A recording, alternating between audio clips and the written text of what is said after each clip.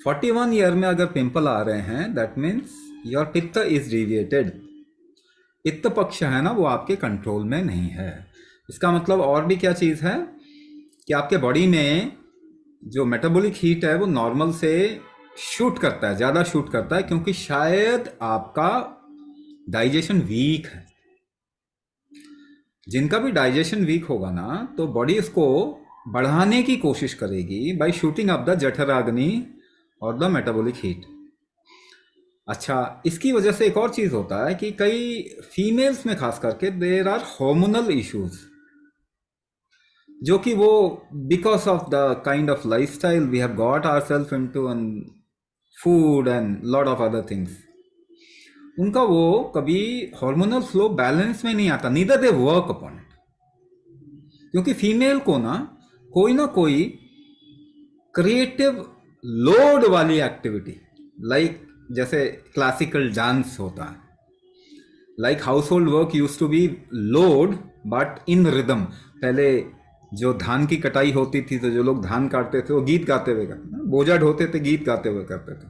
So with a load, if you are in rhythm, then the hormonal flow will remain intact. अभी तो ऐसा कुछ है नहीं, अभी हमारे लिए लाइफ बड़ी आसान हो गई है, मगर हमारे मुंह से गीत गायब हो गया।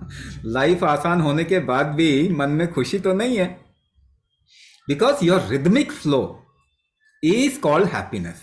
आपके शरीर में हर चीज अगर रिदम में होगी ना, उसी को खुशी कहते हैं, हैप्पीनेस कहते हैं। और आपने प्रैक्टिस नहीं किया क्योंकि आपकी स्कूलिंग में वो है ही नहीं, एजुकेशन में हो ही नहीं। एजुकेशन में हेल्थ क्रिएट करने का कुछ भी कॉन्सेप्ट ही नहीं। किसी तरीके से नौकरी कर लो, नौकर बन जाओ और रोटी कमा लो। ये एजुकेशन का सिस्टम अंग्रेजों ने जब डाला था, उससे आज तक हमने चेंज नहीं किया। तो गुलामी में कोई भी हेल्दी नहीं रहता। मेडिकल गुलामी कर रहे हैं आप, एजुकेशन इंफॉर्मेशन की गुलामी कर रहे हैं, आप हेल्दी कैसे होंगे? 100 साल में किसी का भी आर्थराइटिस ठीक हुआ? 100 साल के अंदर किसी का भी रूमेटाइड ठीक हुआ? 100 साल के अंदर ऑटोइम्यून डिसऑर्डर किसका ठीक हुआ? 100 साल में एक भी डायबिटीज ठीक हुआ? डायबिटिक पेशेंट ठीक हुआ? एक भी? शुगर को कम करने से 100 साल के अंदर ब्लड प्रेशर और हार्ट डिजीज का पेशेंट एक भी ठीक हुआ? ब्लड प्रेशर को मैनेज करने से heart attack has become number 1 cause of death. Cancer बढ़ रहा है कम हो रहा है? कैंसर बढ़ रहा है कम हो रहा है? 12% के रेट से बढ़ रहा है। और कौन सी बीमारी? थायराइड। 3 जनरेशन पीछे चले आओ, आपकी दादी की माँ, उनको थायराइड था क्या? गोली खा के जीते थे क्या? 50 साल में किसी का थायराइड तो ठीक नहीं हुआ टीएसएच मैनेज करके, थायरोक्सिन खा के, थायरोनोम खा के। तो और बढ़ रहा है, चलो इतना भी मान लेते कि चलो ठीक नहीं हुआ तो कोई बात नहीं, बढ़ तो नहीं रहा, मगर एपिडेमिक बन रहा है ना, एपिडेमिक बन रहा है।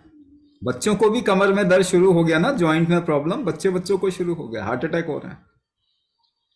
तो कब तक ये आप मेडिकल कोलोनाइजेशन को झेलेंगे? कब तक झेलेंगे?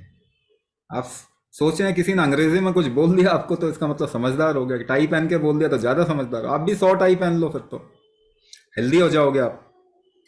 ऐसा नहीं होता। आपको इस सोच से निकलना पड़ेगा। There is no option. आपका शरीर हेल्थ क्रिएट कर सकता है, लाखों सालों से कर रहा है, ये बीमारियां नहीं हुई हैं। So you must regain the fundamental strength of regeneration, of metabolism, of immunity, of structural strength, of metabolic strength, of cardiopulmonary strength। ये बहुत कमजोर हो गया, पिछले 10 साल के अंदर 60% नीचे गिर चुका।